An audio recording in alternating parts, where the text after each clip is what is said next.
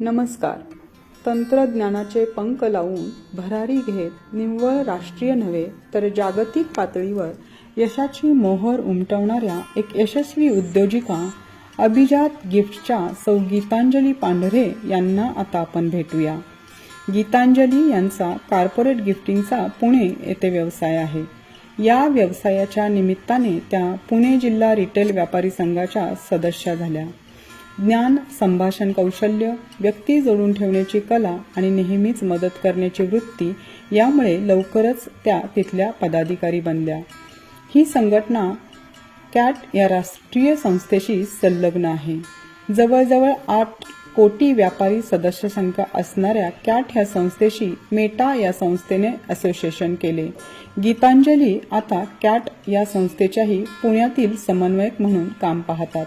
जास्तीत जास्त व्यापाऱ्यांना टेक्नॉलॉजीचा वापर करून जास्तीत जास्त ग्राहकांपर्यंत पोहोचण्याचा उद्देश समोर ठेवून दोन्ही संस्था जोडल्या गेल्या.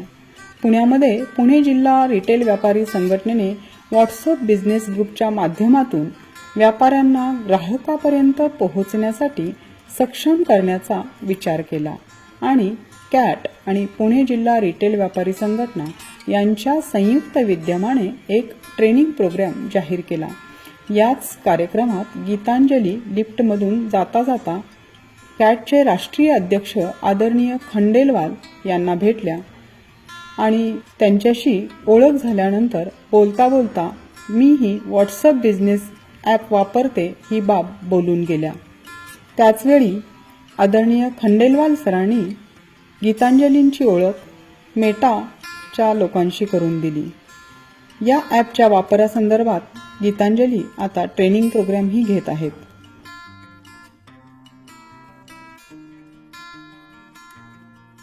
मेटाचे ग्लोबल अफेअर निक क्लेग हे भारत भेटीसाठी येणार होते. 5 वर्षे यूकेचे डेप्युटी प्राईम मिनिस्टर या पदावर काम केलेले निक यांची कॉर्पोरेट दुनियेतील ही झेप आपण इन्स्टा, फेसबुक, व्हॉट्सअप या ॲप्समधून पाहत आहोतच. निक व्हॉट्सअप बिझनेस ॲप आणि आणखी काही बिझनेस पॉलिसी डेव्हलप करण्याच्या उद्देशाने मुंबईत येणार समजल्यावर मेटा आणि कॅट यांनी एक सोहळा आयोजित केला, ज्यामध्ये व्हॉट्सअप बिझनेस ॲप वापरणाऱ्या 3 यशस्वी उद्योजकांच्या सक्सेस स्टोरीज कव्हर करण्यात आल्या. संपूर्ण भारतातून या 3 उद्योजकांची निवड झाली होती. त्यामध्ये महिला उद्योजकांचे प्रतिनिधित्व गीतांजली यांनी केले.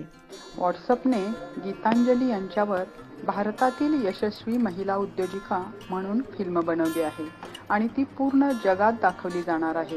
भारतासाठी हा नक्कीच अभिमानाचा क्षण असणार आहे. कोणतीही इन्व्हेस्टमेंट न करता घरामधूनच व्हॉट्सअप बिझनेस ॲपवरून बिझनेस करणाऱ्या गीतांजली यांनी निक यांच्याशी बोलताना त्यांना चांगलेच इम्प्रेस केले.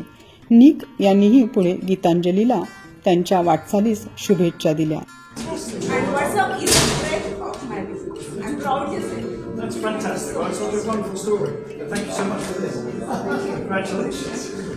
स्वतःला टेक्नोसेव्ही बनवले तर सध्याच्या व्यापार युगात यशस्वी उद्योजक होण्यापासून तुम्हाला कुणीच थांबवू शकत नाही, हा मंत्र गीतांजली यांनी अनेक व्यापाऱ्यांना आत्मसात करायला लावला आहे. गीतांजली यांच्यावर सध्या व्यापारी जगतामधून कौतुकाचा वर्षाव होत आहे.